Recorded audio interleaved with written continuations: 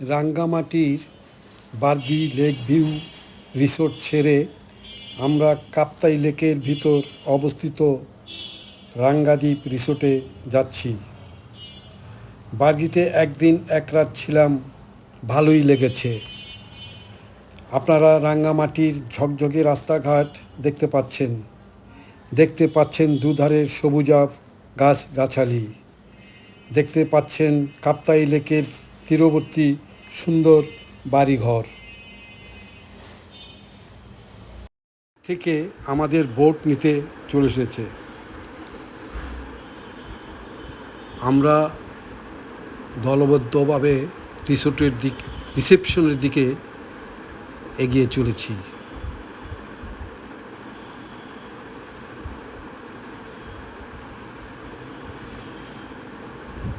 দূর থেকে রিসোর্ট দেখা যাচ্ছে।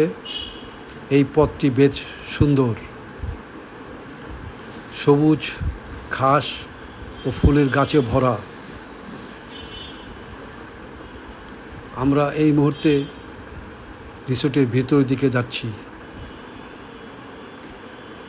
আপনারা দেখতে পাচ্ছেন রিসোর্টের কটেজগুলো, বেশ সুন্দর কটেজগুলো, নানা রঙে সজ্জিত কটেজগুলো। এই মুহূর্তে আমরা রেস্টুরেন্ট, জিম এবং স্পোর্ট জোনের দিকে যাচ্ছি।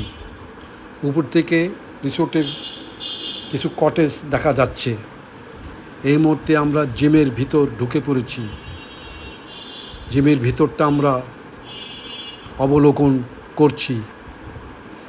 মেয়েরা জিম থেকে বেরিয়ে আসলো, বেশ ফুরফুরে লাগছে ওদের। মনে ধরেছে রিসোর্টটি।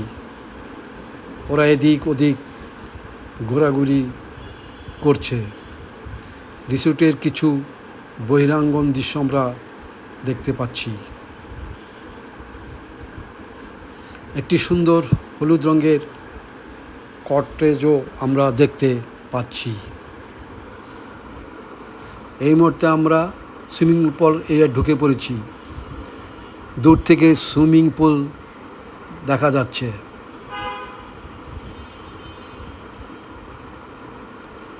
সুইমিং পুলের নীল পানিতে পর্যটকের বাচ্চারা আনন্দে গোসল করছে। দূরে লেক দেখা যাচ্ছে। লাভ চিহ্নিত একটি বেঞ্চ দেখা যাচ্ছে। বেঞ্চে দোলনা খাচ্ছে। চা খেয়ে নিয়েছি।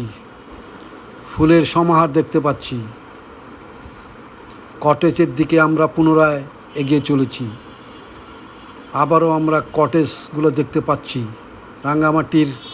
রাঙ্গাদ্বীপের কটেজগুলো বেশ সুন্দর। আগেই বলেছি, বেশ রঙে রঙিন, মন কাড়া। বেশ ভালো লেগেছে এই রিসোর্টটিও। এখানেই শেষ করছি। আল্লাহ হাফেজ।